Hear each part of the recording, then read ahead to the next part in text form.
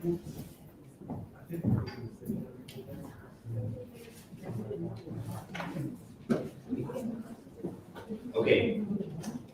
Welcome everybody to Making Worlds Bookstore and Social Center. My name is Mala Pinuga. I have the very distinct honor today to represent, to be applauded for just standing here, but also to carry and transmit some really exciting, powerful energy. We're here in celebration of the launch of How We Stay Free, Notes on a Black Uprising. That's where my own pleasure and honor in welcoming you all today coincides with my participation in the worker cooperative that organizes and runs Making Worlds Bookstore and Social Center. But I'm also part of Common Notions, the publishing house that worked with Paul Robeson House, Chris Rogers, and Fajr Muhammad to put out this enormously beautiful and powerful anthology that reflects the love, the creativity, and the vision, and the imagination of Black liberation and organizing in Philadelphia. So this is absolutely, in every sense of the word, a community event. The book itself also, of course, is a huge celebration of the ongoing determination and struggle that is Philadelphia's Black radical tradition. So there's so much to say about this book, and so much to celebrate, so much to learn from. I am going to pass things off to Janice Sykes-Ross, the Executive Director of the Paul Robeson House, who will then introduce Chris and Fajra and the other panelists who are contributors of the book today. We are live streaming, so welcome to everybody who is out there in the universe. Yeah, we'll have more to say about the book and other opportunities to connect to the anthology and the Robeson House and Making Worlds a little later in the event as well. So for now, get those hands together again, please. Janice.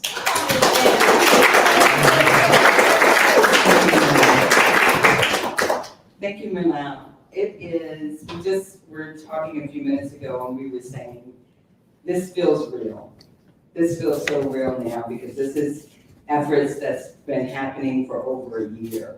And today we are here, we are celebrating the launch of the book, How We Stay Free. And I just wanted to take just a few moments to, first of all, reintroduce myself. Thank you so much, Milan. I am Janice Sykes-Ross, the Executive Director for the Paul Robeson House and Museum. So West Philadelphia Cultural Alliance was founded in 1984 by a librarian named Frances P. Austin, and we call her Mama Fran, to stimulate the community participation in the arts by cultivating an interest and understanding of the appreciation for the arts and the greater Philadelphia region. Her friend and trailblazer was Vinoka Al Michael, who became the executive director at the passing of Frank, and carried on that legacy of the Paul Robeson House to what it is today. And it was the house that Robeson lived in for the last 10 years of his life. And as you go through the house, you'll see that we tell the story not only of Robeson, but we tell the story of his family. And the legacy of his family dates back to the Civil War. And most people don't realize that. And we also tell the history and the story of West Philadelphia and what has been going on in West Philadelphia back in the 80s when the MOVE bombing happened. And West Philadelphia Cultural Alliance was right in the middle of that movement, as they are today. So when that MOVE bombing happened, a year later, back in 1985, the city erupted once again. And some of us remember that. I know, I'm a little bit older than most of you in the room, so I do remember that, even though I wasn't living in Philadelphia. But what Fran Austin and about 50 other community organizations did is they got together and they said, let's do a week-long arts festival. Let's talk about what's happening. Let's create art around this movement. And from that moment on, West Philadelphia, the mission just built. And then last summer, or 2 summers ago in 2020, Chris Rogers and Fajr Muhammad have done the same thing. They said something is going on in the city, This movement is happening. Let's get behind this and let's create this footprint that we will continue on and tell the story of that uprising and what was going on that summer. So that's really it. We encourage everyone to support West Philadelphia Culture Alliance. We encourage you to buy this book.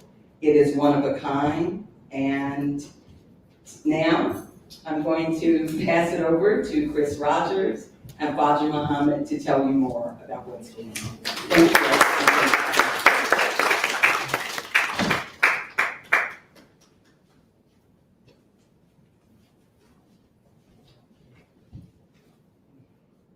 Good afternoon, everybody. Good afternoon. I appreciate the audience we have here today.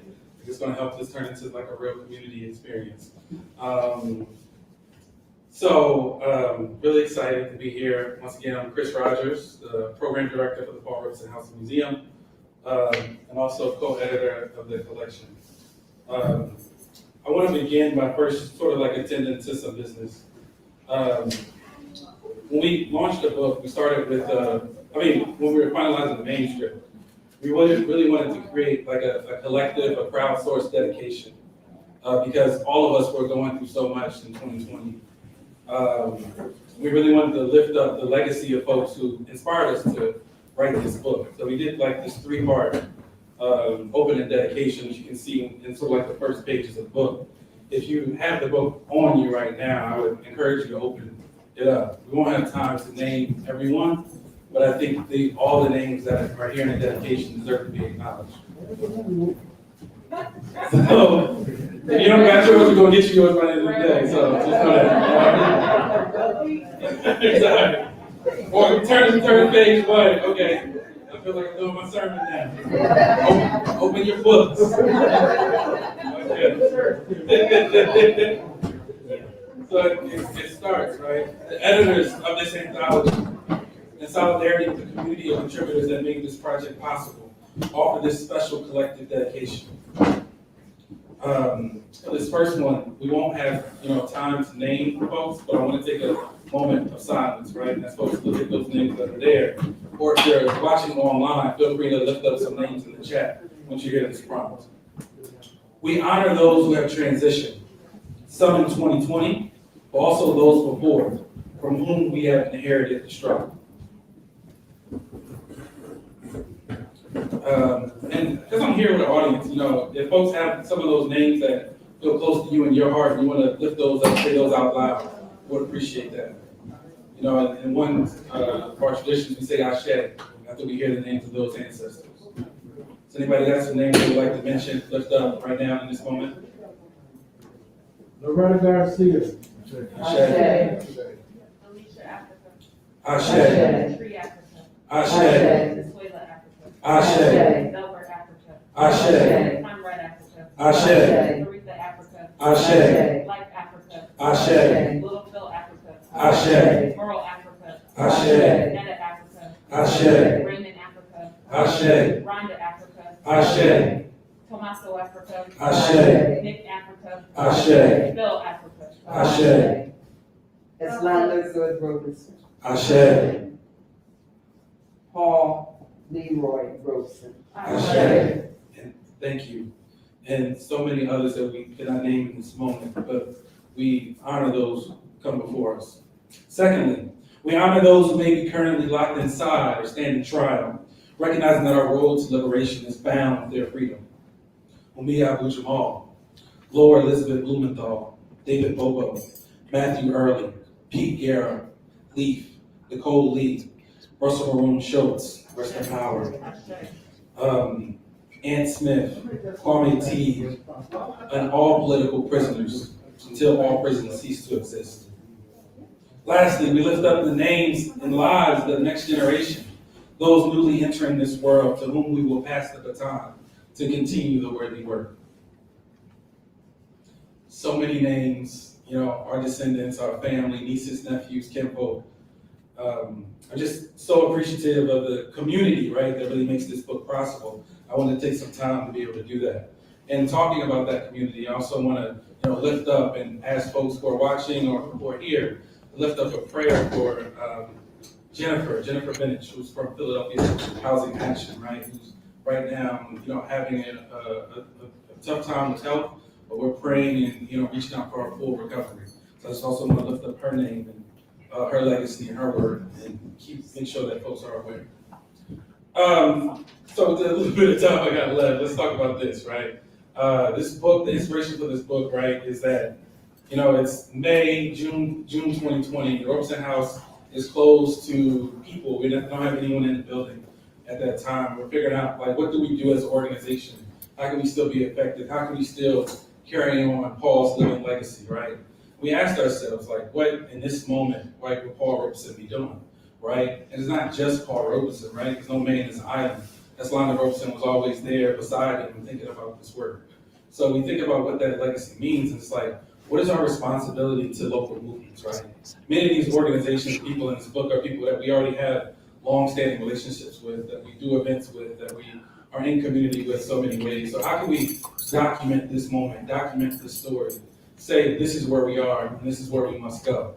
We recognize that when we commit ourselves to that movement activity, we are dedicated to see the sort of horizons of our struggles. We're already in the process of claiming our freedom. So it's not just about, when we are in that process of winning our freedom, it's not just something that is outside of us. Zora Neale Hurston, something that we quote in the book, says we win from within, right? So we recognize that, we claim that, and we honor that. And this book came about, how do we stay free? How do we stay committed? How do we stay within this work? And I am just so happy to everyone who is here, everyone who contributed. So many people are watching online as well that contributed to this collection. And we're just so thankful that we were able to bring something together that honors your words, honors the work, and also is a call for people to get organized for how this work must continue into the future. So I'm just proud to open with that, and I have to give a very special shout out to Faja Muhammad, my amazing co-editor. I tell you, be sure. So Emma Eisenberg from Blue Student sent an email with the Independence Public Media Community Voices Fund. It's the Robeson House should think about this. And I'm I'm interested, but I'm gonna need a comrade. I'm gonna need somebody to go in with. I'm gonna need a ride or die to figure out how to get this done.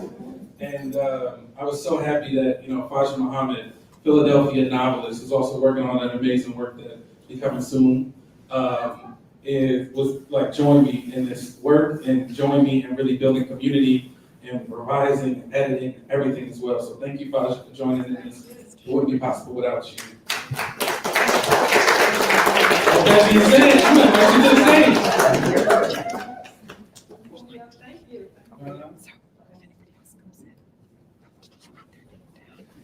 Hello. Ms. Helen. Hello. That is so surreal because I've been seeing a lot of you guys through Zoom. Haven't met you guys in person, so it's really awesome to see everybody here. And a true testament to how much of this work is a collective effort. And would not exist without you guys. And Chris and I were kind of just spinning our wheels in the background, but these stories are your stories, and they're stories that need to be told in this. So I'm not good off the cuff, so I wrote something to talk a little bit about the editorial process, thoughts that went into the shaping of this book, just the beautiful work that it was, working with everybody here, everybody not here, people on the live stream who contributed to how we stay free. In early July, Chris and I came together and began to develop a vision for how we stay free. Editorially, we knew we wanted it to be a collection of stories from 2020, but beyond that, we did not have an overarching editorial philosophy, no concrete themes, no points we were trying to reach. And I think, kind of looking back from that now, that was a very shrewd decision. Ultimately, what we were sure of was that personal narratives, poetry, reflections, and tactical conversations are powerful vehicles for social, civil, and political understanding, and that to document the unconscionable storm of 2020, COVID, the murders of George Floyd, Breonna Taylor, Ahmaud Arbery, Dominique Fells, Walter Wallace Jr., we'd have to let the lived experience lead and allow the contributors to be the authors of their true vision. From the outset, we took a liberal approach to storytelling, understanding that spoken reflection differs from poetry, that conversation is broader than prose-based personal reckoning, that photography, artwork can tell us things about our humanity that a news broadcast can never tell us. Our only rule was that we wanted the accounts to be open, to be real, and to speak to the work that has been happening in this city and cities the nation over for years. And we wanted anyone to be able to share. Writing can be intimidating, and even more so, Black people have been telling stories of our oppression and state-sanctioned violence since we were brought here, so we understood the very delicate nature of the ask. And quite frankly, we wanted a call that really meant it when it said, do what you feel. I think that was kind of bizarre. Champions to say, write what you want, you can submit what you want, whatever you feel, angry, love, joy, we wanted it all. We hosted open hours throughout January 2021 to help field ideas, hold space for inquiry, and encourage artists to conceptualize and submit. Simultaneously, we worked with all the contributors here to commission pieces specific to their organizations and the actions they took during the summer of 2020. Narratively, we wanted the collection to read like a personal retelling, but also strategic ruminations and historical context, placing the uprisings of 2020 as the next step in what we all know as the Black radical tradition. There wasn't one governing body politic that we wanted to permeate the collection, instead allowing the thoughts and lived experience to float the ethos of liberation, rioting, abolition, mutual aid, and communal care to the top. Myself and the editors, Chris, Jared Michael Lowe, and Jasmine Combs, also took language and structure into account, prioritizing clarity, plain speech, and natural structure to effectively communicate the turmoil, frustration, anger, resolve, care, and support that transpired in 2020, and unfortunately every year since. It was a tremendous process working with all of you, supporting you guys in shaping your pieces, hopping on Zoom calls to flesh out ideas and make clear their intentions and articulate your feelings. Where there were places where we could push, we did. Where there were places where you guys were like, nope, we're not going there, we did not go there. And at the end, I think that the volume speaks to the level of care and urgency that's held within. Each piece tells a portion of a larger story, and even complete, this collection does not speak to the totality of all the work that happened in 2020. Collectively, How We Stay Free is a real-time relic that exceeded our initial conception. We hope that readers engage with the poetry, the essays, the conversations, photography, artwork, and use it as a record of what happened in what was unfortunately not an unprecedented year for Black people, and also to use the book as a tool and access point to what can happen when we continue to fight and resist for revolution. I'll stop there.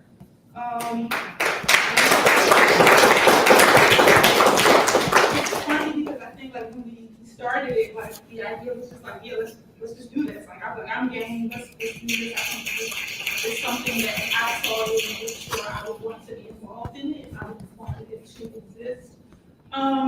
But even to get maybe a little more like manifestation, I had forgotten about this story going back, but right around 2020, so I moved back to in the end of 2018 from New York. So, in the house, I worked on this book, 2020 happened, George Floyd, and all I kept hearing was, well, where are the organizers? Where are the people that are doing all of these things? Like 2020 is just so much chaos and confusion.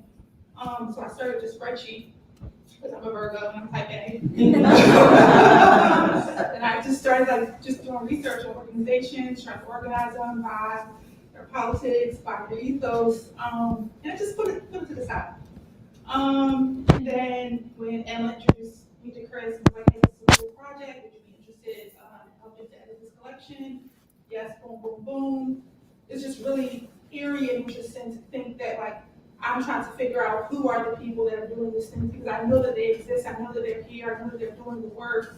We might not see them all the time, we might not be, they're not on the news, and maybe not getting all of the spotlight that you guys deserve and all the credit that you deserve. And it's just beautiful that spreadsheet kind of came to life to be able to put this collection together and have it be a tool for somebody like me who's new to a city, who's trying to figure out what's going on and how I can be involved. So I just want to thank everybody here for answering Chris's text messages, responding to his emails, his multiple Instagram DMs, and yeah, thank you.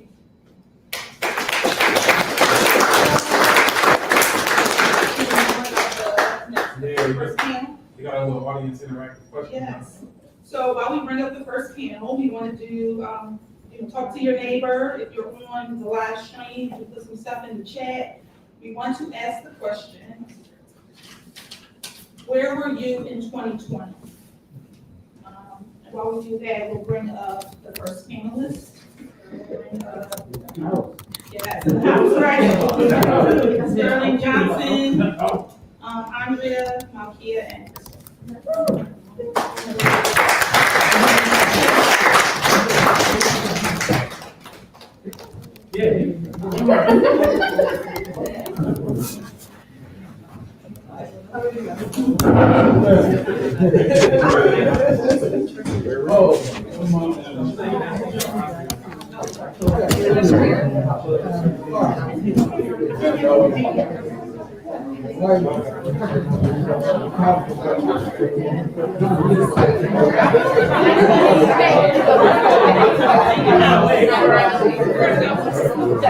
Said it. We're live still, so.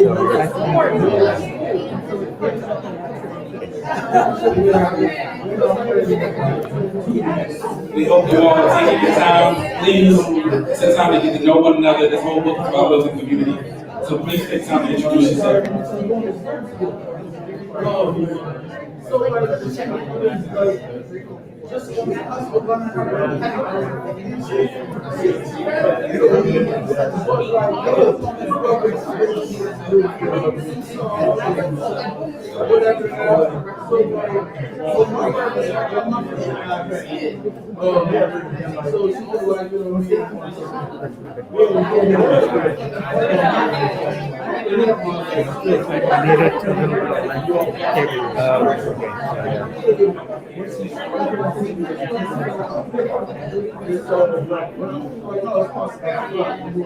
We thank you all so much. If you can hear the sound of my voice, clap once. If you're online, put some claps in the chat. If you hear the sound of my voice, clap twice. All right, just remember some things from my education days. Appreciate y'all. So this first panel that we have is all about like resistance, right? We have some folks who represent different initiatives that were on the ground that led powerful change, fights. So I'm excited about all of them to be able to share just a couple minutes about how they documented the ongoing resistance in their own way, whether it was theirs or working alongside others. So I'm so excited for our panel. It's sort of like volunteers on who goes first, you know what I'm saying? Y'all can figure that out on your own.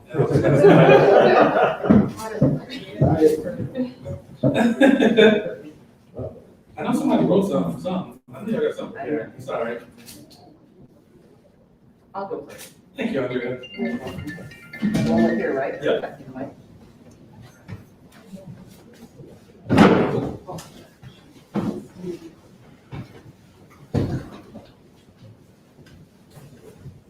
Hey, everybody. Hey. My name is Andrea Lemoyne, pronouns she, her. I am the founder of Concerned Black Workers at the Free Library of Philadelphia. Thank you very much. If you go back here to the library, thank you for showing up in solidarity. So what are we talking about again, Chris? Just give like a little background about A little background about the Concerned Black Workers, Okay. And then the contribution. Yes, thank you very much. So a little background around me. I am not from Philadelphia. My family's from Louisiana. I moved here after college. I lived in Philly about 18 years now. Thank you. I feel like we're doing the whole thing. So I will say also too, I've been a labor community organizer for about 12 years. I don't know if anyone in the city's heard of the Restaurant Opportunity Center that organizes people of color in restaurants. Me and my coworker at the time, Fabricio Rodriguez, we actually opened that in 2010. So I have been organizing Black folk for a long time.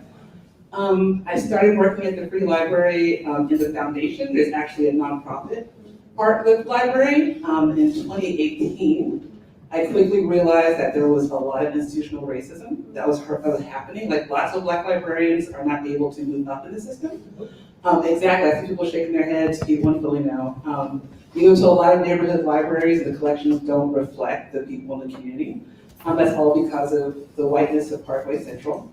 So when 2020 happened, a lot of racial tension boiled up at the Free Library like every place else. As we know, lots of institutions put out a Black Lives Matter statement, and inside they are anti-Black, pro-white supremacy. So that's what happened with us, was that there was a lot of turmoil about the Black Lives Matter statement that came out. I was actually in a meeting where one of the white executives said something very racist, and I looked at her and I said, I'm starting a Black Caucus, and we are done with this. So that's what happened. So in 2020, I actually, during the pandemic, I actually called up a lot of Black folk I know that work at the library. I was like, meet me in your front yard. We're going to talk about this. We have lots of talks. I said, we're having a Zoom meeting. And give y'all a little bit of background. I've been organizing for so long. I have a couple of frameworks that I use for organizing. One of them is emergent strategy. Hello. Yeah. Adrian Brown. Framework. Let's talk about frameworks. There's actually like strategies to this, right? Like we're going to talk about strategies today, I'm sure, with all these amazing folks. So I literally called the caucus just to be open. I'm like, I don't know what folks want to do, but I'm going to support whatever folks want to do. There was no agenda. And in 2 hours, we had the framework or basics for an open letter that we were going to actually put out to the press. And that's actually what started everything. In the end, we were able to get rid of our racist executive director. And the work we're still doing, there's still a lot of work going on. I don't know if y'all heard about our recent executive director. He just started, 3 weeks ago? Kelly Richards, he's the first Black executive director of the Free Library of Philadelphia. Can we 2022? Right. The first one, y'all. So I don't know him, I support him, I want things to work out, but there's still a lot of internal work we gotta do to make sure that our free public library actually looks and feels like Philadelphia. So that's the work that we're doing, and I'm just really happy to be here. Main reason, I love this book. This book is everything, number one. Number two, the Free Library has really tried to internally ignore what happened. Like, no one on the executive team talks about it. Our board of trustees doesn't talk about it. So we actually haven't been able to record a lot of what we've done. Most of our recording is from the Inquirer that had a lot of articles that came out. We keep track of that. But having this is like a personal archive. Like our open letter in this is such a beautiful recognition of the work that we did and the work we're continuing to do. And I just want to say, Black City workers are on it. We are trying to make this city run for us and do the work. And I'm really excited just to work where I work and work with the people that I work with. So thank you very much.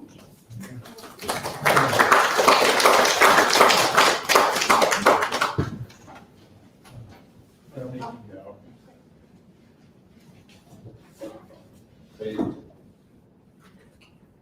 All right, thank you, everybody. My name is Sterling Johnson, part of Philadelphia Healthy Action, he, him pronouns. I'm pretty overwhelmed being here. I almost can't believe that Chris and Fadra reached out to us and said they wanted to hear anything from what seemed like us, which seemed, I don't know, sometimes we seem so disorganized that I'm very shocked that we actually came out with something. But I just want to thank them, especially for what comes out of some of 2020, at least for me, is the idea that we have to appreciate the lights and we have to feed the light that's in the community and really care for each other. Yes. The Paul Robeson House and everybody in West Philly Cultural Alliance, it is that, right? So when I look around, I want to support the things that are people that are putting light in the community. My family's from Philadelphia. My grandfather has family, South Philly, North Philly. We moved outside of it. I grew up outside of it, but this has always been our home. We always felt South Philly was our place. Simon of St. Cyrenian, St. Simon of Cyrenian is kind of that place. Maybe people don't know it, but that's what my family knows it. In the 20s over there in South Philly, right? So that's where I live right now. So I see it as this place. I know that we're on stolen land. This is not beholding them, but we are here together, we are taking care of each other, we recognize people have different rights to it, but I feel like as Black people, we have a right to this, and we do have a right to be in this space, and we do not deserve the brutality, the oppression, the constant displacements that happen everywhere around us. So that's what we stood for, especially in 2020.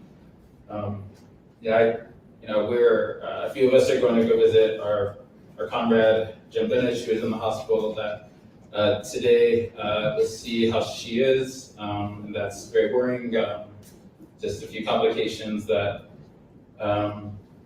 we're going to see how she is, and we'll let everyone know. But when it comes down to it, we have to appreciate each other while we're alive. I think one of the things that while we're alive, and I think for our piece in this book, it was important to think about what are the strategies, what are the experiments that we're doing, how are the ways that we're going for them in terms of we're successful this way, but we also were failures in this way. And I think being very clear about that and being very open about that is a great way for us to learn together. And I guess if you're reading it, you'll be able to kind of feel that tension and the fact that we don't come through saying like, oh, this was clearly victorious and these people, everybody won, because that just isn't true. That is not life. That is not life. But what I do know is that we have to continue to be here together. We can't have these deep breaches that create chasms between us that seem to be unending. No, I refuse.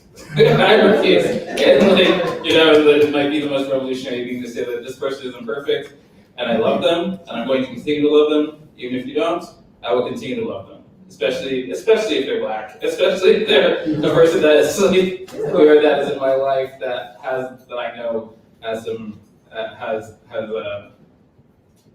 the ability to and I'm going to extend that, especially to my Black people generally. So that's just my practice. And I encourage others to do that as well.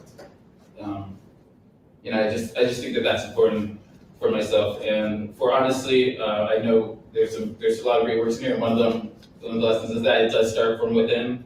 So oftentimes, even myself have to step back, figure out what the within is with me here happening before I'm engaging with others, and really have that reflexive kind of situation going on. And then I'll be up here and saying this, and then somebody out here will call me on that. So, but okay, whatever. I said it. Remind me of that. Yeah. So, that's all I have. Thank you everybody here on the panel.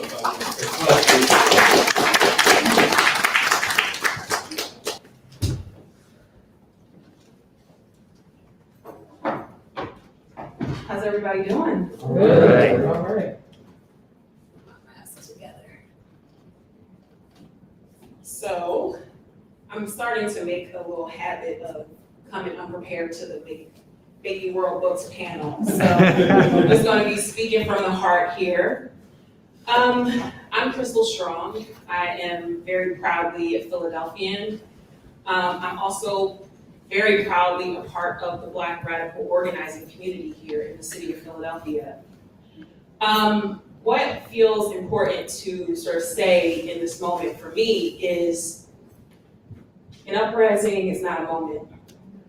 The Philadelphia uprising of 2020 was not a moment or a day or a weekend.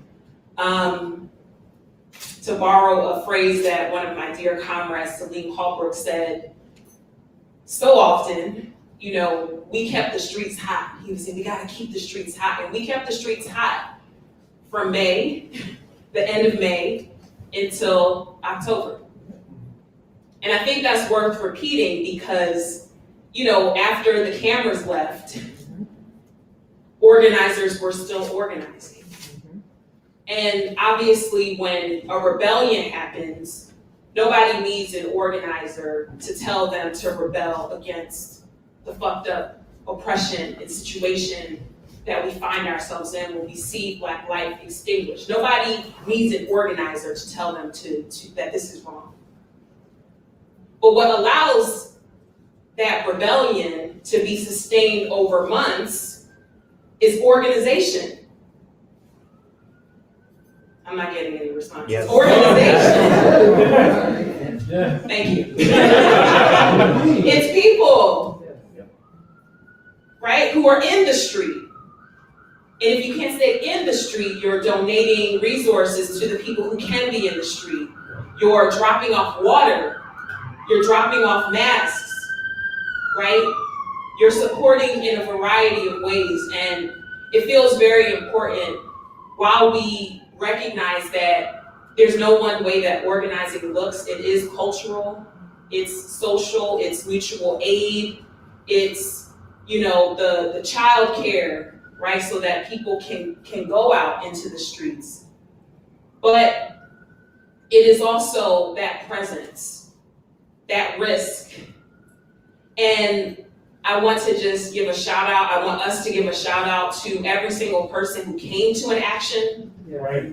For the people behind the scenes on a million calls to make the action happen, the million Google Docs to make the action happen, the legal observers, the Google Docs, the legal observers, the Protect the Protesters group, right?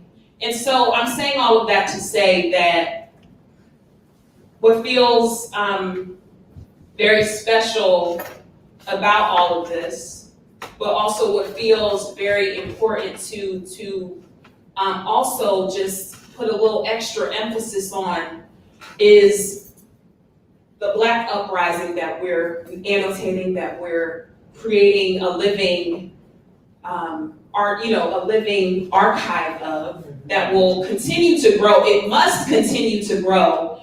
I'm so honored that at its core is Black revolutionaries. Right? And so I was so honored to be a part of the Black Philly Radical Collective. Shout out to the Black Philly Radical Collective, which formed through the 2020 Philadelphia Black Uprising. That first weekend was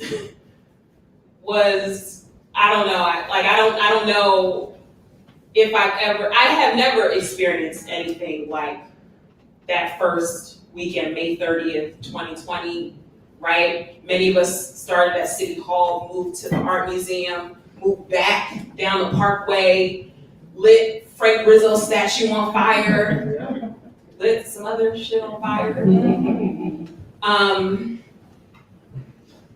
People liberated downtown. Yeah. At Starbucks. People were passing out ginger beers from that Starbucks. I'm not saying I took a sip, I'm just saying there were sips taken. 52nd Street, May 31st. I-76 the next day, right? But outside of those moments, for those first few weeks, we were outside every single day. Every single week, tens of thousands of people, hundreds of people, right? And I just want to not lose sight of that, right? That resistance, that presence, that creates the opening for us to move things, to try to move things. Sustaining it becomes the difficulty that we encountered. And so I was really honored that Fajr and Chris asked members of the Black Philly Radical Collective to talk about our demands, our 13 demands for abolition, that if you came to any of our dozens of actions throughout this period, you heard us repeat. And we talk about why we felt it was necessary to have clear goals, clear demands for what we are fighting for. And that is because rebellion is a liberatory instinct that we all have, right? If pushed, right? But how we move through that, how we vision where we are going, that's the work of organization. And so if you haven't seen the demands for abolition that offer a blueprint, offer a vision, offer an imagination of where our uprising is trying to take us, I encourage you to do so, right? That is a living document a living offering to our beautiful radical tradition here in the city of Philadelphia, but far beyond it, right? And so I just wanted to say that, and I also wanted to just give an extra shout out to everybody who was able to put their body on the line, to leave and enter a crowd in the middle of a deadly pandemic, right? Believing that that risk was worth the potential reward of pushing us even a little bit closer to freedom. And so I just want to say shout out to my fellow members of the Radical Collective. Gabe is here, Gabe Bryant, who also has a few pieces in this and also was a part of the conversation about the drafting of the Black Philly Radical Collective's demands for abolition. Shout out to everybody who was part of the organizing that attempted to provide leadership to the rebellion, direction to the rebellion, and shout out to everybody who supported those who were able to be there, to show that we will not continue to allow our community to be terrorized, to have members of our community be murdered in the street. That's a wrap. It's been a wrap. And so I'm so grateful and so excited to see how our struggle moves forward from here. And so I'll stop there and pass the mic and just close by saying shout out to the organizers.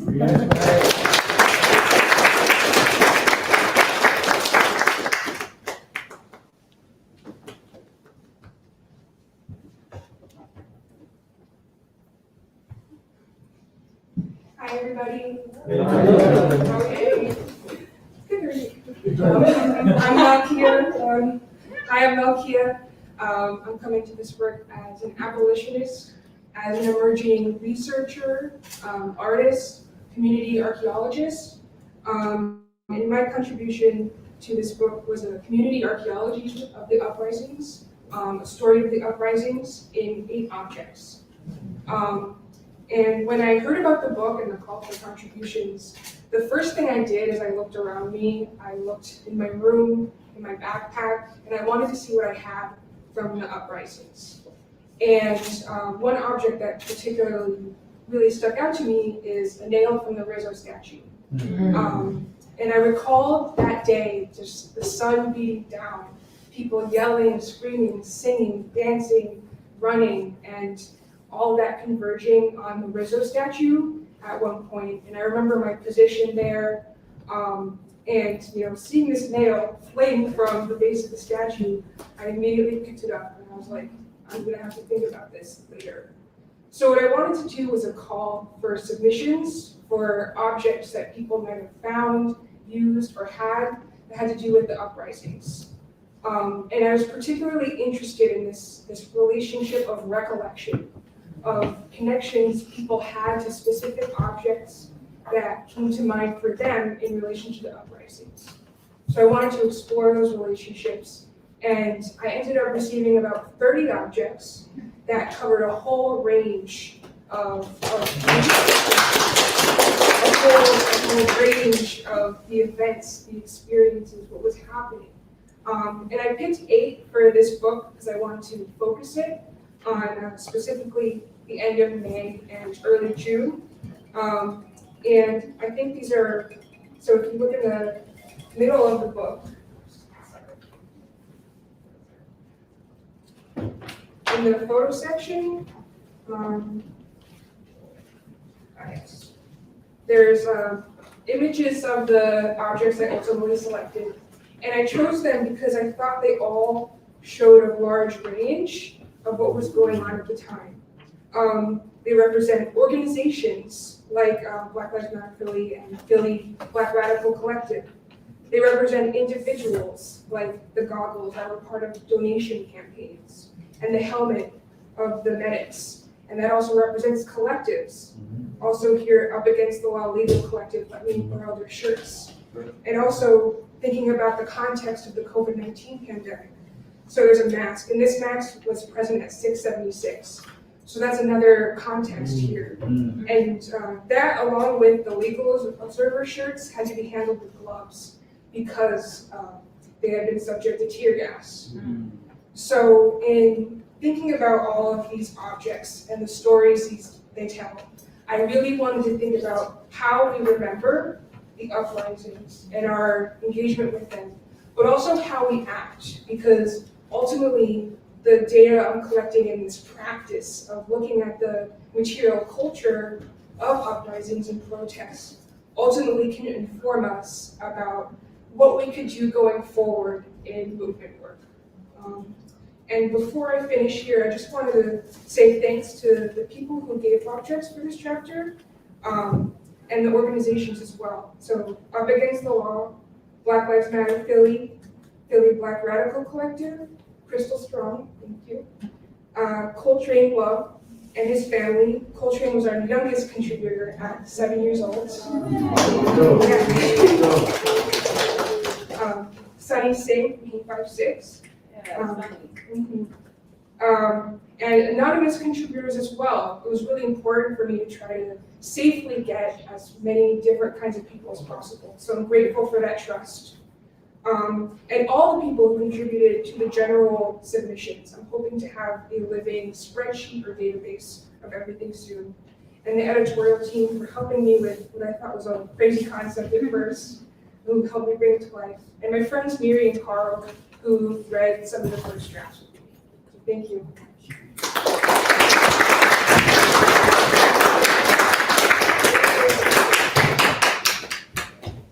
Brienne.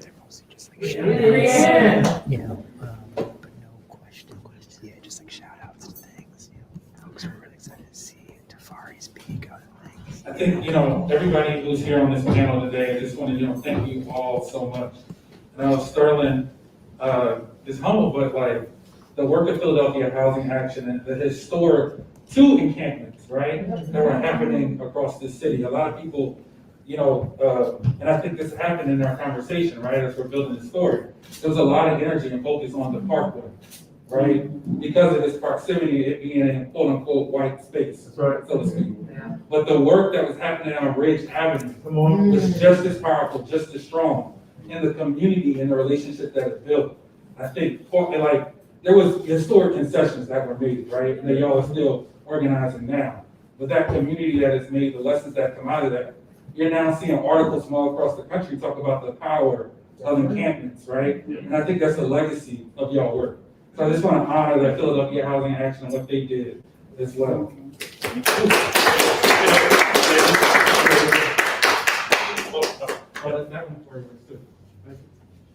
Hello? Hello? No.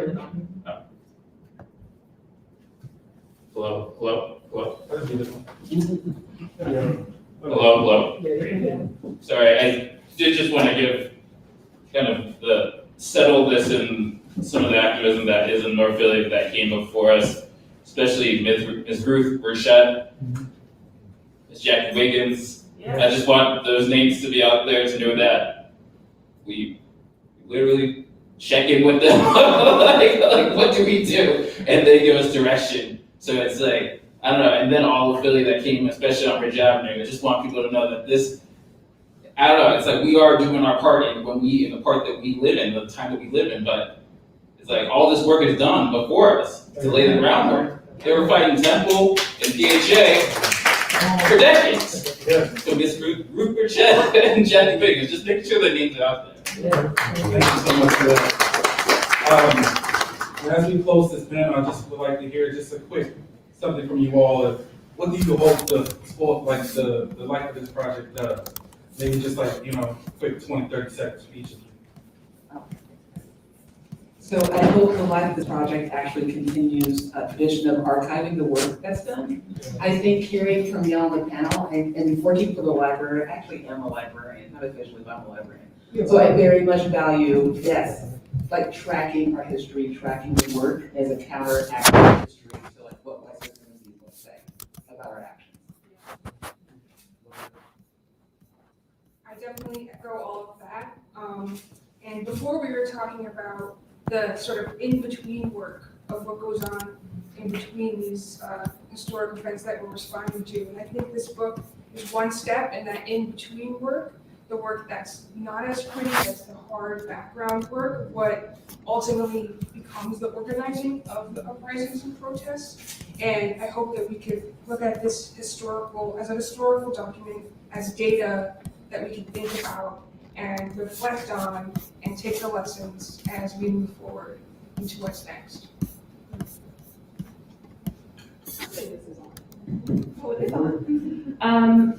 I agree with all of what has been said. I hope that we really study the work that is in this book in community. I also hope that it generates more work, right? Especially while we are still close to the memory of what happened, right? We need more about what happened at the encampments. Like, we need to understand the strategy, the tactics that went into that, all of the work that went into that. Same thing with the other cultural, political organizing work that was happening. This should be the start of many, many retellings.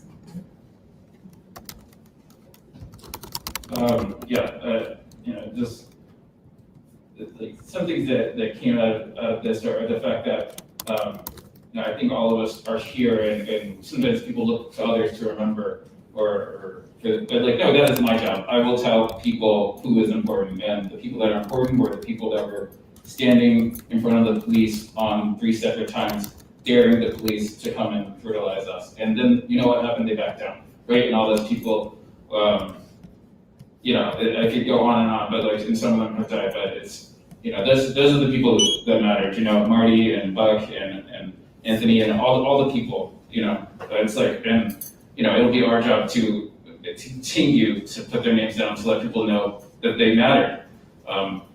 Black drug users, sex workers, usually those are the people that they say don't matter. It doesn't matter. It doesn't matter what they did. Nobody will remember them. And sometimes even their families, but I know I will. Yes. I'll remember them. They matter. And I will write their names down and tell people how awesome they were, because they were really they cared for me and I cared for them. The relationships with them matter, Please give another round of applause for our first president. So in order to support our transition, we got another, interactive fun question, right? And as we move to our second panel, which is about reflection, the question that we have of like, what do you have, what lessons, what insights came from 2020 that you had that we know that we must keep in this fight? So go back to sharing with your neighbor, light up the chat. We would love to sort of see those comments. We're going to change out this panel and bring our next round of panelists out, which include Jared Michael Love, Safari Robertson, Duji Mashinda, and Corinne Martin. So thank you all. Think about that question. We'll be back to you in a minute.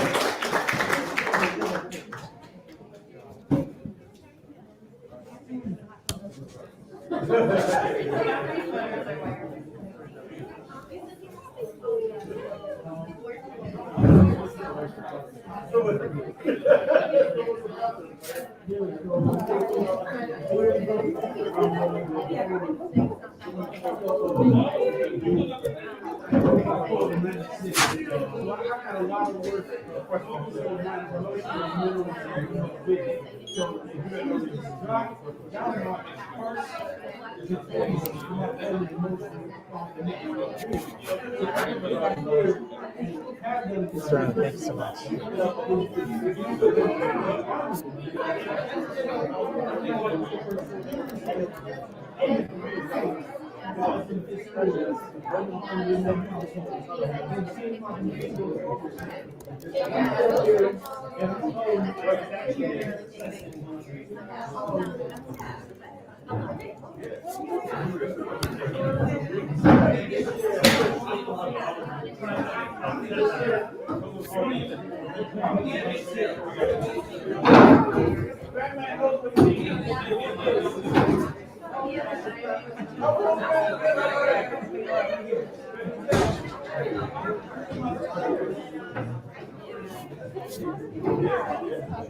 Absolutely.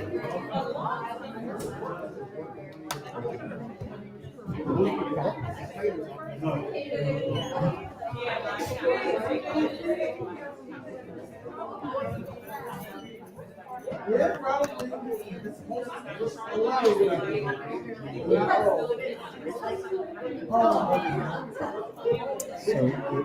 1944. It's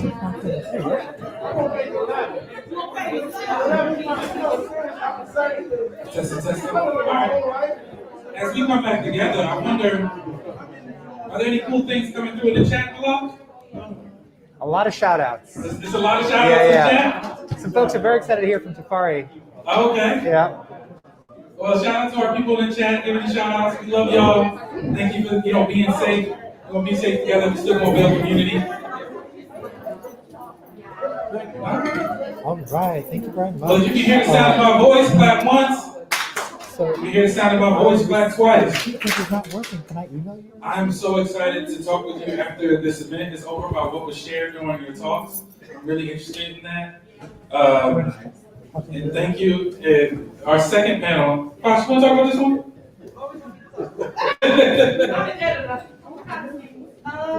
Okay, cool. So our next panel is prioritizing or focusing on reflection. So much of the work is in the action, but then it's the time to take it back and think about it, to feel it, to try to understand it.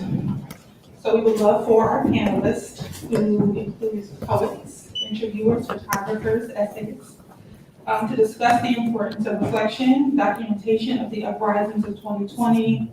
What did it mean to capture that moment emotionally?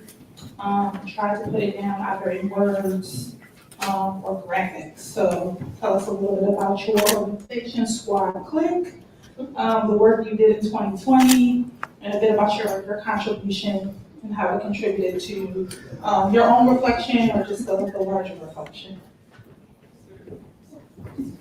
Who wants to go first? It's whoever wants to go first. Do you want to sort of put them all of that? At the dais, yeah. Just whatever you want to say. Yeah, watch me set it off, but if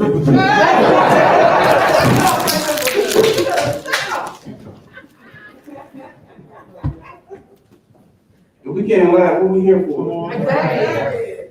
Come on now.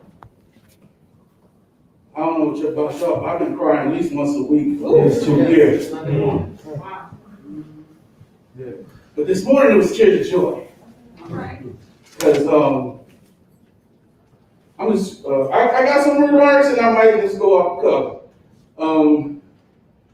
So I'm kind of in my flow right now. My IG is lit. Yeah. My visual expression is at an all-time place of beauty. Yeah.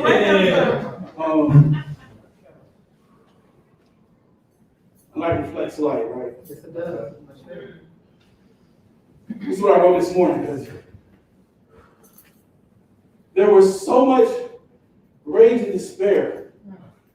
Here we were in the teeth of a pandemic, dying faster than everyone from this new way to die. Here we are, having to watch racist cops kill us in broad daylight. I know, again, it was too much. I'm fortunate. I live outside the city. We moved to Yaden. The riots didn't make it there, but we felt it. We felt it. And I still got to do my delivery, so I got to pass through 3 times a week. It was weird watching the folks in South Philly protecting the Target. Says a lot about American values as we just embrace this capitalism. Right. That's the only way we know. Right. But we had to use our imagination since day zero to think of something that wasn't there already, because what was there, it wasn't enough. I'm Jim Shinde, aka Duty 13, DJ, community builder, cultural architect. All of who I am ain't been written yet. Vinyl Tap 215. We're celebrating 5 years of community this week. So it's a DJ crew, but like the the best part of us was always the mental health benefit. It says right there, group therapy camouflaged as an all vital reason that's intentional. I'm crazy as back at Angels. Bipolar one since 1996. So with saying that, the way that I have to be in the world intentionally, every decision affects my centering, my grounding. Mastering that in myself, I bring that out. So it's sublime. Some people are doing the work without knowing they're doing the work. And it's revolutionary to say, yeah, let's go play records at the record store, and none of us is getting paid. We're going for community. We're going for fellowship, sharing knowledge. So the tap and the bounce app, you might think it's beer, but it's the connection. The beer is the cover story. The real tap is the connection of sharing music we love with other people who love music in the same vital, life-sustaining way. We have a Tuesday night music club. We use Zoom to have a hangout. Are you drinking water? Are you going outside? And this was in the winter, before the White Walkers stormed the steps. Because being that I have mental health history, I anticipate that we're most likely to be depressed when it's the coldest. So I was just like, yo, who wants to hang out? We still can't see each other. And I'm a suburban dad, so I can't be out on the streets.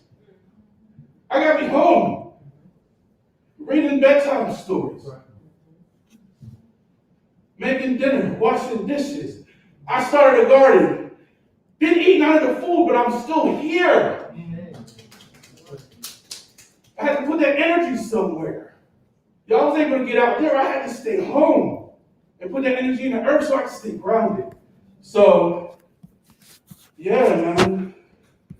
I wrote a poem. Because that's one of my coping skills in my wellness toolbox. Word to Rap, Wellness Recovery Action Program. I'm going to read the third verse, because it kind of ties it up in the poem. Work with Jasmine. I ain't even meet her in person yet, but we can't be polish this. The audacity of white Americans is without peer. Thievery, given pretty policy names, manifest destiny, eminent domain. You have been complicit in our suffering for quite some time. Every time you make excuses or look the other way, as another black body gets carted away, DOA, and the report says, suspect resisted arrest. And the politicians say, hey, they're doing the rest. We don't believe you. We need more people. You need more proof to show me that we're equal. Boasting is cool and protesting is great, but we're going to need you to keep that same energy when it's time to hire, to legislate, approve loans, approve budgets, educate. Believe oppressed people when we speak of atrocities you can't imagine. Black minds splinter into shrapnel and shards. Black spines shatter into pebbles and rubble. Black lives matter. Why does this concept cost you so much trouble? We've been doing this work. Pick up a fucking shovel. That's on page 11.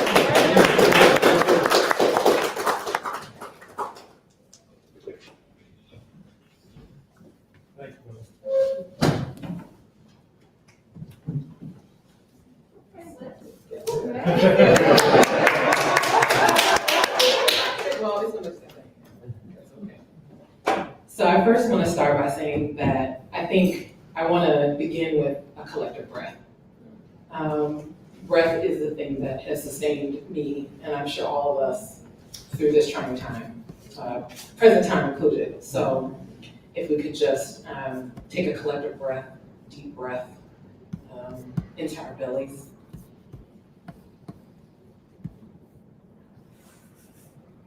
And release. And so that honors connection, right?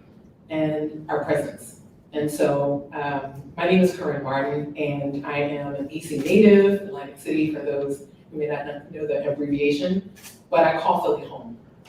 This city has birthed me multiple times. This is my second time living in the city. When I moved back in the summer of 2019, it was to take care of my health. And so as we were approaching 2020, I was just getting back to being with people. And so in taking care of myself and putting that forward, mental, physical, spiritual health, I was so excited to see folks, right? January 2020, February 2020, little did we know what was coming. And so because I had already been at home healing, going back inside felt safe. But it was also confusing. And you spoke of mental wellness, and I think I have to center that in terms of what I've offered in terms of the book, what photography means to me. My practice is healing-centered, community-driven, not about any shout-outs, even recognition. It's to be of service, and I'm not a school-taught or taken any photography classes. I'm self-taught, and I'm a part of a lineage. My grandfather, James L. Martin Sr., was a photographer. So I would also offer up lineage and ancestral knowledge as part of my artist practice. And so in 2020, I wasn't able to be a part of the protests. I wish that I had in that summer, but I struggled with mental wellness challenges. And so I had to make a choice that the front line wasn't where I was necessarily able to show up. And I want to center also multiple front lines.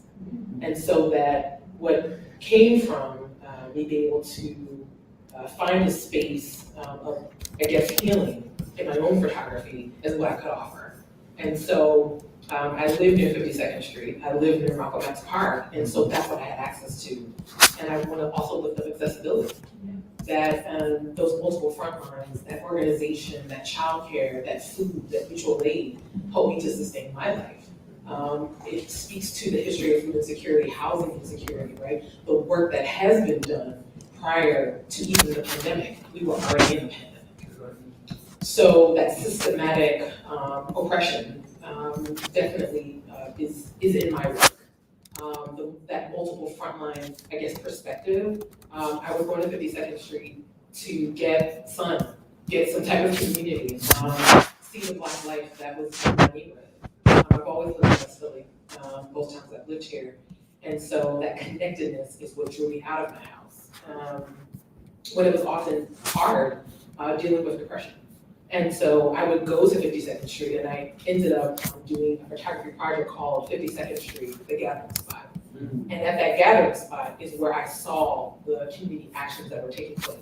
And I would often bring my camera to see if I could make some images of the amazing abolitionists and organizers, the children that are in our community that just go out to play with their parents. So that life was still going on in October 2020 when Walter Wallace was murdered.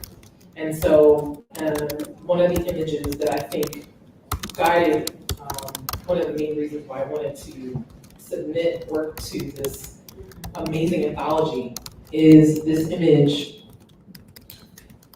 Started the series Birthing the Resistance. And Birthing the Resistance holds two parallels. The Black mother who is birthing the resistance in the community, but also birthing her child. And this is Saadia Durant, an amazing organizer who I actually happened to meet right before this picture, and her beautiful daughter, Johanna. And this was at the Black Lives Matter action. And I happened to have my camera that day, and this was a moment of tenderness that I was able to create an image around. And when I got home and I looked at the image, I got chills. And I started to cry, actually, because it was in the midst of talking about the heinous nature of, these multiple systemic oppression that we are all living in, and the love and the sacrificing that that Black women, Black mothers, not just mothers, but Black women in general, as we lead these movements, sacrificing. I wanted to start off by, submitting this photo in particular, and it really guided the rest of the images that you'll find in the anthology. And I think the last thing I'll say is that we're still in it, right? We're still here, and that we never forget that mutual aid, right? That check-in, that food plate, the community fridges that have popped up all over the city. Food insecurity is real, housing insecurity is real. People are being, even though we have some eviction protection, people are still struggling and are not employed out here. So for me as a documentarian, I think I lead with integrity, I lead with compassion and empathy, and I try to remember myself and my own journey of having to go inward during this time and feel uncomfortable, right? And that images are an opportunity to be a part of the lineage and legacy of the living archive. I have a background in working in a library, and so I also consider myself an archivist. And so I just want to champion the centers that are holding our legacies via video, via the chant, right? This is, I hope, part of that living legacy, and that we keep pouring into our young people. Because we're not going to be here forever, but if we plant the seeds, we are literally birthing resistance consistently. So I just wanted to say that.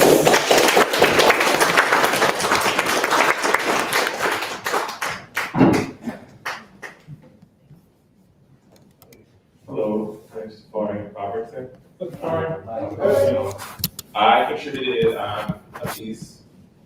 It was an interview with Hakeem's bookstore. I'm really excited to be right after the photos.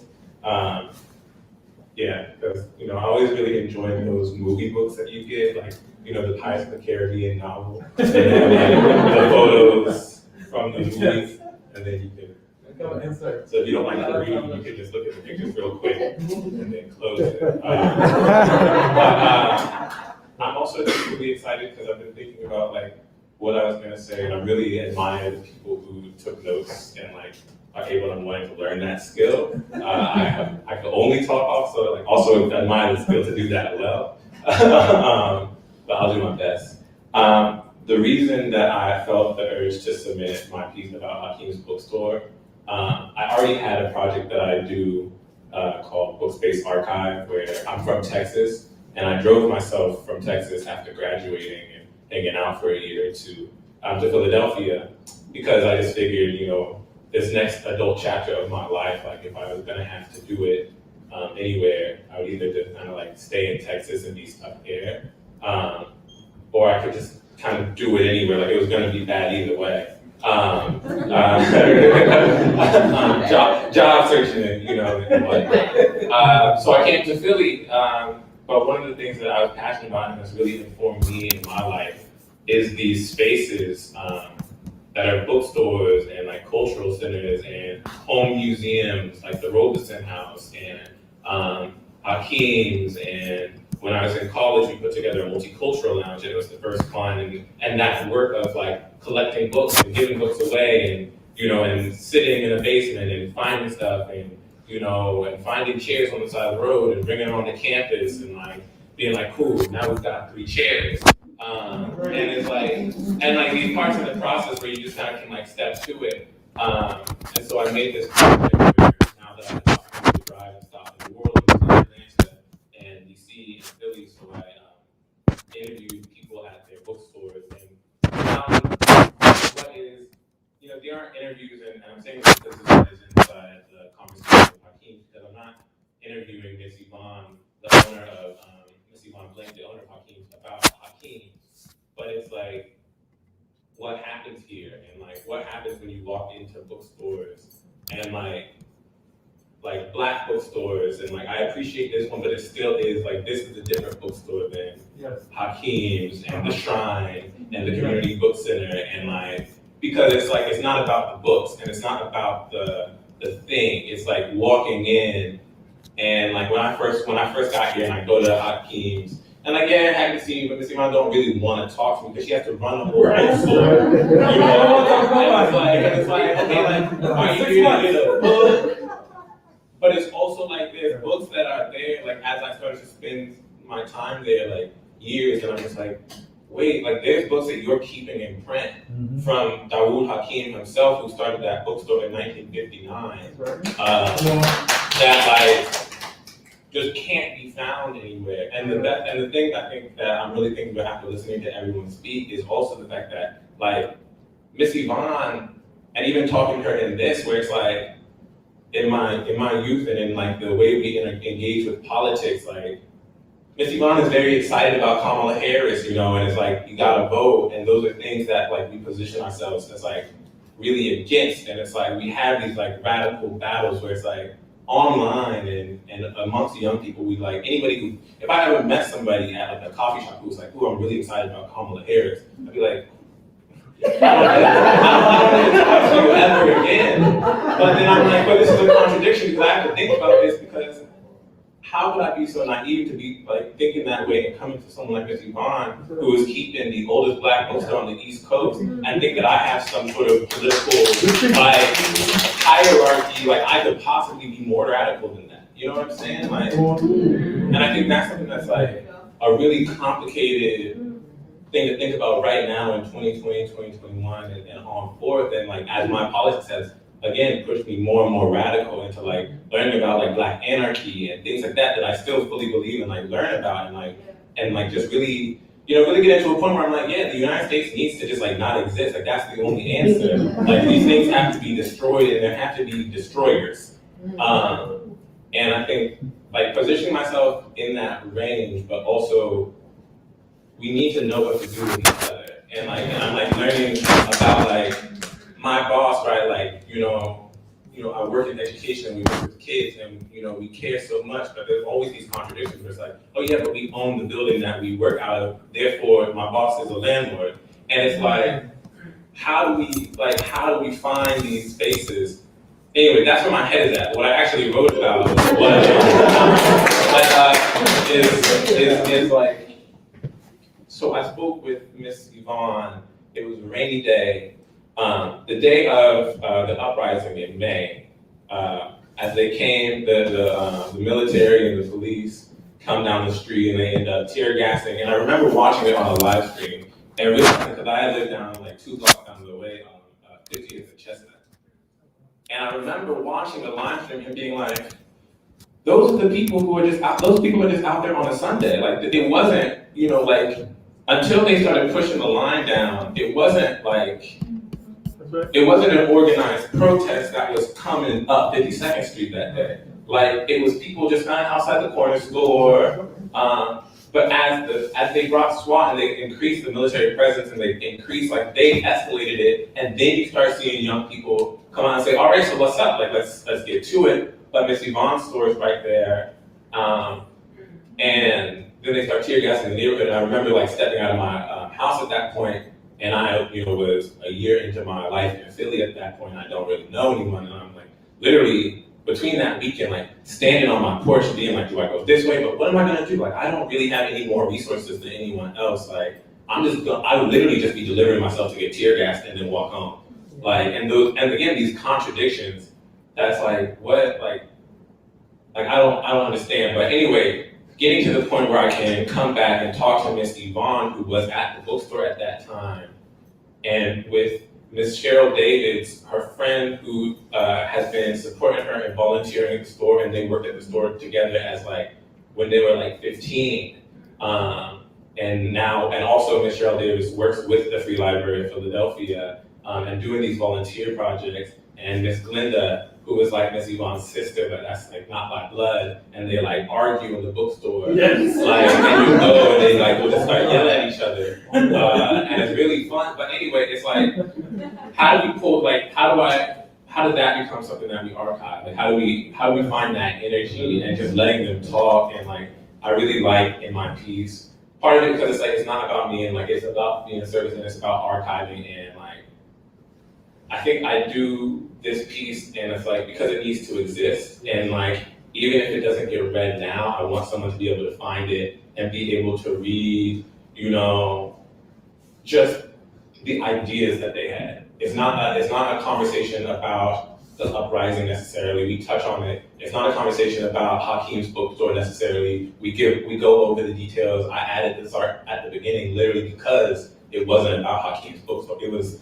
I want people to know that Miss Yvonne was there, and Miss Cheryl Davis was there, and Miss Linda was there, and they have thoughts about what happens, and they have, and it winds, and it's not, it's like, so again, it's like someone who is, on one side of this spectrum that we've created for like politics, but then they're also saying like, but it's about education, and like, Miss Yvonne is not a librarian. Miss Yvonne is she's not, she took on Hakeem's bookstore after her father passed. Yes. And since then, and I don't even know if she would want me to be saying, but I think it's really important to understand that she didn't want to be a bookstore owner in her life. You know what I mean? She is a different type of person that wasn't, but she took on that mantle because she felt responsible, and she is that older sister in her family. And there's all these little details that I think complicate the whole, all of the work that we think about and we do, and I think it needs to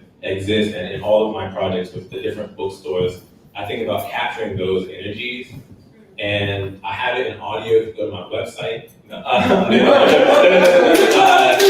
Different conversations that I've had, and they meander, and I think it's hard for me to imagine why anyone would sit down and listen to 20 minutes of audio of a stranger at a bookstore that you might never go to. But I would like to think that someone in 10 years like me, who's just combing through YouTube and Tumblr blogs, and they'll just find it, and then they'll make a painting about it, or it's like you have to leave something behind. Yes. And so that's what I do, and that's what I wanted to have in this book, and that's why I thought it was important. Yeah.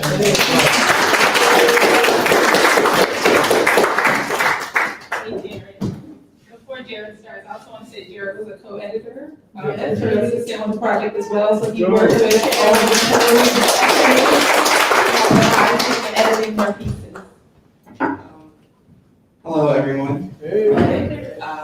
I am not good with off the cuff, and I am not good with reading from scripts, so I apologize ahead of time. But I really want to start off with talking about that this was a labor of love. I was first approached about the project. I like so many, I saw the submission, open call. I've known Faja since college. We've been very, very, very dear friends since, and I saw the open submission call, and I think I was a little nervous at first. I am from this neighborhood. I grew up at 50th and Cedar. I went to St. Francis de Sales. I went to West Catholic. Born and bred West Philadelphian, third generation. And I was nervous at first because I watched and was part of and donated throughout 2020, and then more so, but nervous about what is my story, right? What is the story that I want to tell? And so I was thinking about it, it was in my head, and then I got a text from Faja. She was like, "Hey, you want to be a part of this?" And I was like, and I'm someone who takes on multiple projects at once. So, it was a capacity thing, right? It was a lot of different things. But when I got the call from Faja, I knew that it was bigger than me, anyone in here, and it was for posterity's sake. It was for generations, and it was for people who are not even born yet, right? Being from this neighborhood, I grew up, with the story of the Mukbang, and knowing that all of these things are happening, in our country, that have been going on for years, decades, generations. I felt more compelled to share that story after receiving Faja's call. But when she also said, "Hey, do you want to be a co-editor?" And I was like, "Oh, sis, I don't know about my editing skills." But I say all this because self-doubt is the thing that stops you, right? And in 2020 and moving forward, I've had to understand and acknowledge that self-doubt, like so many people, right? And you have to reckon with it, you have to deal with it, you have to sit in it. And it wasn't until we had our first kind of like editors meeting where I just felt it viscerally in my soul, in my spirit, and just reading so many of the submissions of people and understanding various points of views and perspectives on the front lines, off, and all of these things, and it was powerful. And I think as a co-editor for the project, or as an editor in itself, right? You want to help tell the best story of someone. You want to help, frame the picture, frame what their story, what they are saying. And in that, the submissions that we got and the pieces that are in the book are just beautiful and amazing. And that reflection made me think about what story that I wanted to tell. And so my piece is towards the back, and it's about building liberation in Black families. And the reason why I did that, it was funny because I was talking to my dad before coming here today, and he had read the story. He was like, did that really happen? And I was like, yeah, that happened.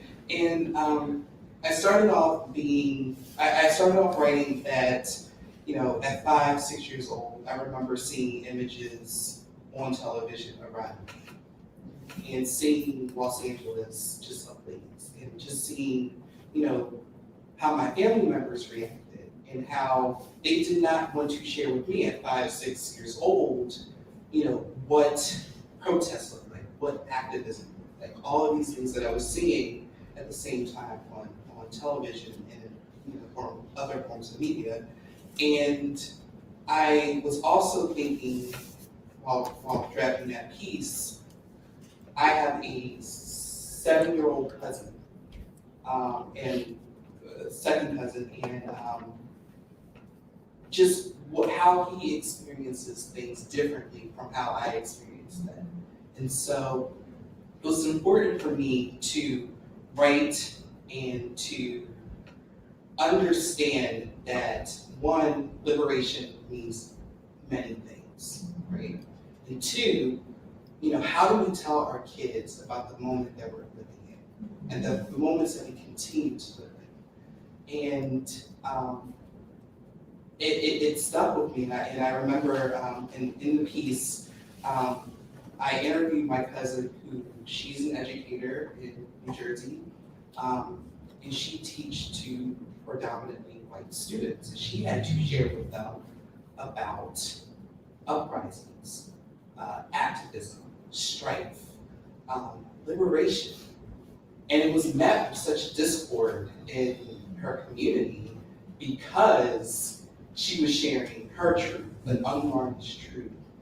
And at the same time, she's teaching my cousin, this is what it means to be an activist. This is what it means to be a protest.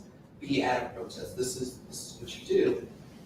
And that was a very important moment for me to understand, because even though we may not know it, we are providing the tools for future generations.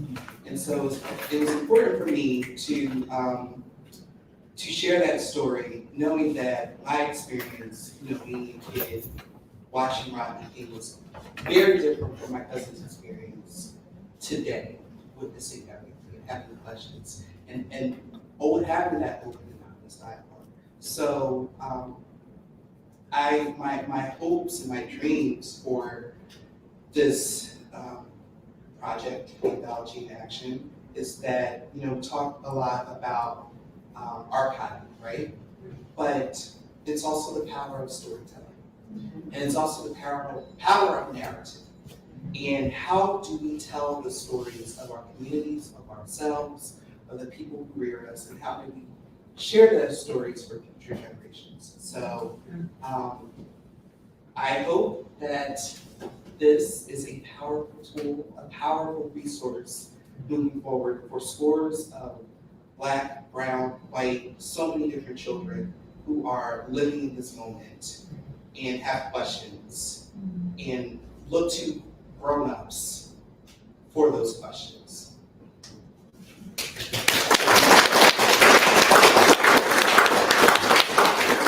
Can we give another round of applause for our second panel?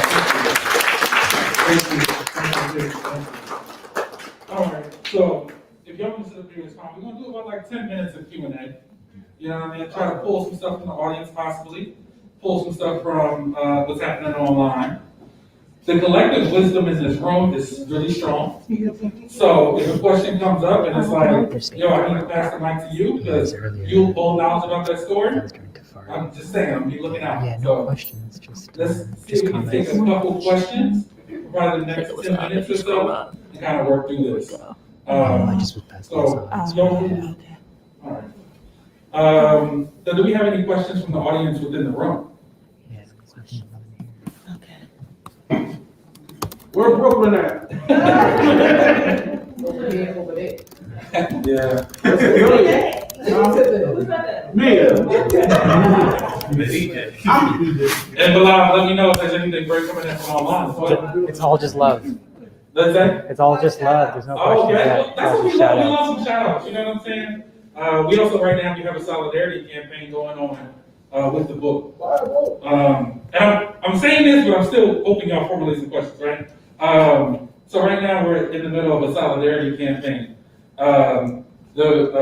Like this book is a community project, and our job is to kind of make sure that it hits some of our primary audiences.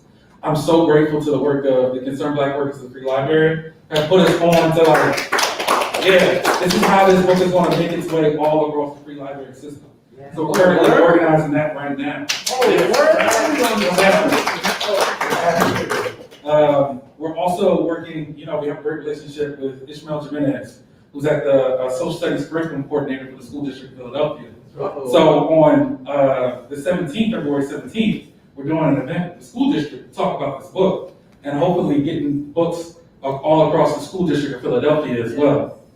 And then happy to be partnered with Anshere Hines, who works with BL in Philly and Black Philly Radical Collective, right, as well, to talk about building a study guide to go along with this work, as we want to incentivize new community study groups around it. So that's just like a quick pitch, but now I'm hoping that folks got some questions, you know what I'm saying? Even if you're a part of the book, you know what I'm saying? Because I think this is one of the first times where many of us as contributors are in the same space. So if you want to, you know, ask a question about what it was like to even put pieces together, I think this is also like a great offering. So just want to take some time to honor what's coming in from the audience. I love y'all. I feel like we all so aligned. They ready for like the meeting after the meeting. We're gonna close this and we're gonna really talk. Congratulations to everybody. Mazel tov. This is an awesome achievement. I just wanted to ask, what are you the most proud of with this? Ooh, we're gonna pass around the mic. All right. Well, I guess we're gonna start with me and Pasha, I guess.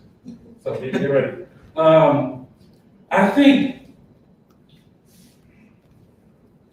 up until this moment, like I said, a lot of this work is done in Zooms, it's done in phone calls, text messages, DMs, and I think if anything I'm most proud of being able to be alongside people that I've organized with, that I will continue to organize with, that feel in solidarity with their the vision of a world, and seeing that what's contributed in this book is an accurate, honest reflection of that, and also speaks to the need of like relationships. One of the folks that is in like the first section of the book, right, from Paul Robeson himself, and here I stand, and give them a little introduction, and I got you. So Paul Robeson, 1949. He's on an event at Rockland Palace for the Council of African Affairs, right? And he says, but to fulfill our responsibilities as Americans, we must unite, especially we Negro people. We must know our strength. We are the decisive force. That's why they terrorize us. That's why they fear us. And if we unite in all our might, this world can fast be changed. So let us create that unity now. Don't say it's impossible to change this, right? And he's speaking to the power of movement. So when I think about what I'm most proud of, it's like being someone who's continuing to uplift that legacy that Paul Robeson, set forth, and also, have this book be useful to our community and continuing our movements for change. I'll pass it to Vasha because I feel like that's a great question. Most proud of? I think I'm most proud of is accessibility. I think one of the things that we hear when I'm working on Twitter and when I'm just kind of like playing the background is just so much of the idea that like movement is a thing of the past, like abolition is totally impossible, it's a crazy concept, how can we even think that we can even do anything like this? And just all the discourse and debate, and like that's fine and that's healthy, and we need to have conversations and we need to discuss those things because not everybody is coming from the same place. But I think the thing that really strikes me about this book is that it shows that possibility, right? Like it shows that these things have happened, that these things continue to happen, and that there are people who are still working, have been working, and will continue to work to make these things happen. And no, it's not sexy or salacious or media driven, and sometimes it's thankless, and sometimes it's not, you don't get the praise or support that you need and deserve. But to me, the book makes it accessible for anybody that's coming from an outside space to be able to say, like, hey, okay, you got questions? Read this book. Here's how Philadelphia Housing Action was able to get 50 houses. Like, here's how they did it. Okay, you didn't understand what was going on the Art Museum steps. Here is the Black Radical Collective explaining to you what happened that day, so that you can understand. If you want to put an action together, or if you're interested in doing something, you can do it. Here's Gina Harris, who literally, in the middle of COVID, after her mother passed away, decided, you know what? I got all this food service background, I'm gonna feed my neighbors. Like, to me, it just brings it down a notch, because I think sometimes it feels like so above us, right? Like, oh, I can't do this, I can't change the world, I'm just one person living my life, trying to survive. And to me, the book, the thing that I'm the most proud of is that it distills that, right? It dismisses that. It says, yes, you can. It might not look like what you think it's going to look like, but you can still do it. You can still affect change. You can be a good neighbor. You can be a good friend. You can be a good comrade. You can stand by your beliefs and do something. And it is possible and it's accessible. And here is one avenue and one way that you can do it.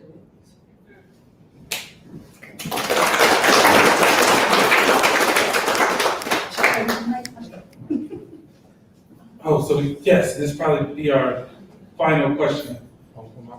Yes, sir. All right. Well, thank y'all so much. I was going to ask about things going forward, but I'm really pleased to see that y'all have already planned to make sure that this gets out to where it needs to get out.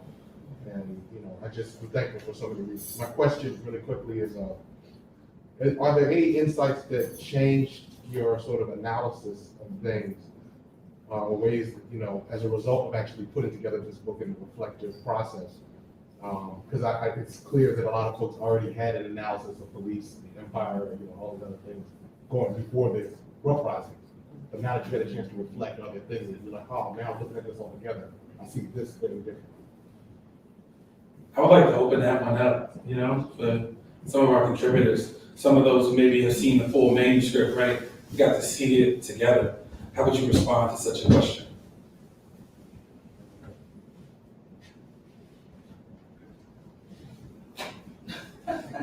I ain't scared. Okay.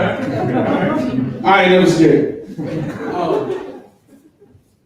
People ask me why, as a DJ, I still make flyers in 2021. Culture produces artifacts. That's why. I'm most proud, back up on the question before, the friendships that got me here. I didn't see the open call. The week of the deadline, a friend of mine sent me the email, and she was like, send something. And I wrote something, I said something I wrote in June. And going forward, I forgot the question I was supposed to be answering. What did you learn in the midst of the process? I learned I'm not the only one out here shining my light to my people. And I think the most important thing that we get when all us light bringers coming together as a constellation is that we're not the only ones out here, quote unquote, tending our flock, tending our crop. Because we all are doing the work in the way that makes the most sense to us. And I buy books from Hakeem's because my mama took me there. First copy of autobiography of Malcolm X I read was from Hakeem's books in 1990 something. I got my kid a book there for Christmas. You know what I mean? 2 or 3 books. She done already read all of them. You know what I mean? The one about finance, she read that in less than a week, was talking about what she's selling in the driveway next summer. So more than anything, I feel validated. I feel rejuvenated to meet other folks.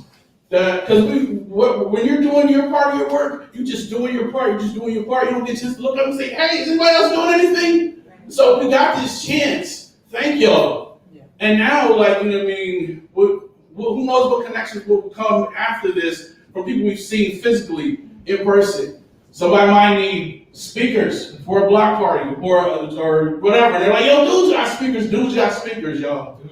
And I'm not going to charge y'all for the roof. It's for the movement. Straight up and down, like, we live for this. We're doing it to breath. Stick is a cousin of breath. We got to rewrite the narrative and talk about, like, and now that rest is so important, hold that going forward. And when people say, "I ain't got it," believe them. Don't ask them no questions. Yeah, you just gonna be there. You can't come? Okay, let me know how I can help support you. That's all I got.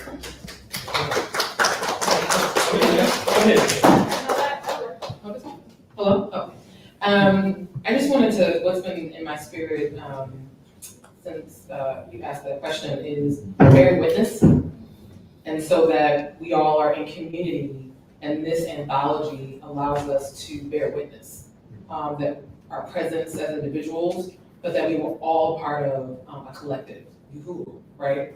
So that that I and that we, and that this is planting the seed. This is reflection. This is a form of resistance. There are oftentimes people that we don't see on those multiple front lines. This was community-centered, right? This was community-birthed. And for me, that's the thing that I'm most proud of, is that the things that I love about Philly, right? That tangibility, that warmth, I got your back, like for real. That groundedness is within this anthology.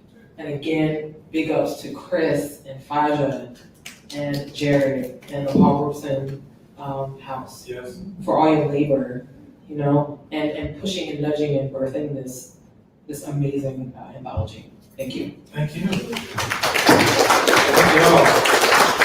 So I'll start with the business. I see Malav, and he probably help us with, like, how do folks get access to the book? So I'm gonna say my piece, and then I'm gonna talk to Malav about telling you the rest of how you can get access to the book. But I just want to say, you know, thank you to you all.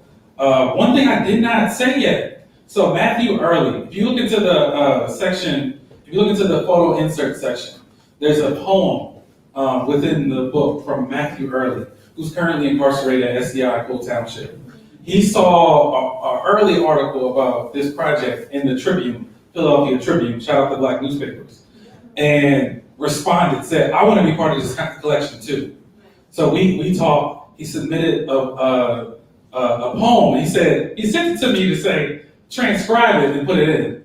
But the way that it's written, particularly, you know, and for those who, you know, are familiar with, like, you know, jail letters, the way that it's written also is telling the story. So I told him we cannot transcribe this. It's got to go in the book exactly as you wrote it.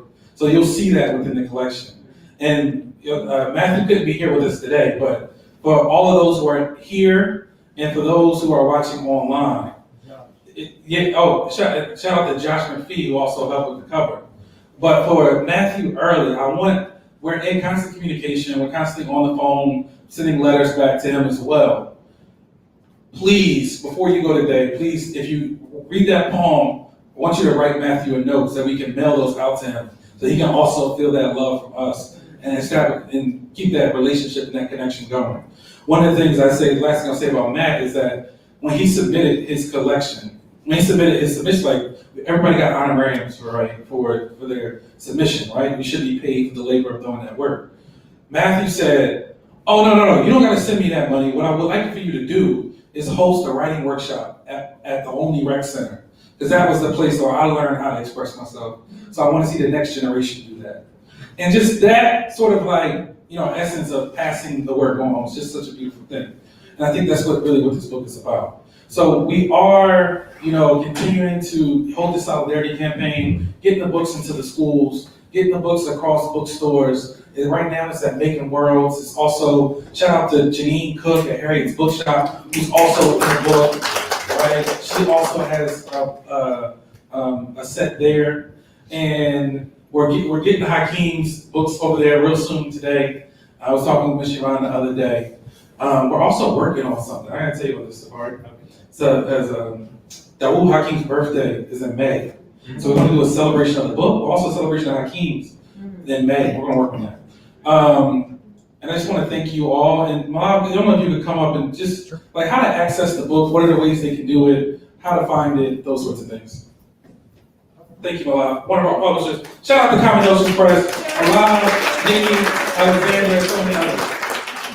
Thank you. Yeah, well, you already know how to get this book, and Chris already just reminded you, but you can definitely help us get this book out further in the world, across the free library system for sure.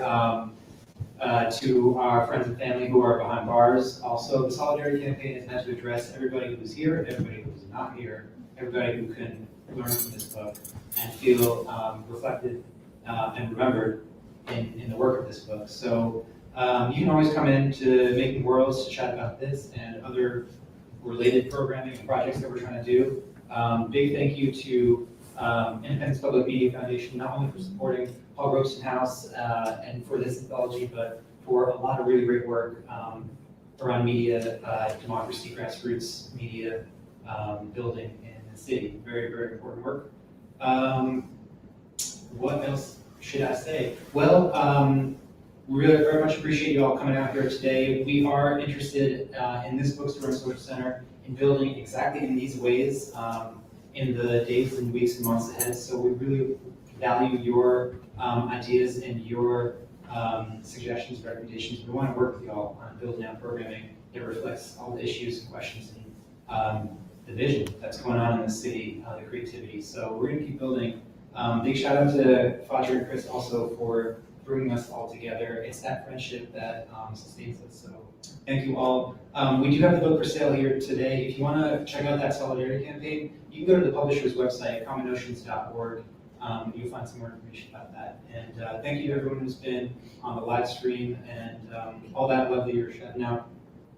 Sending it right back. Thank you. Thank you.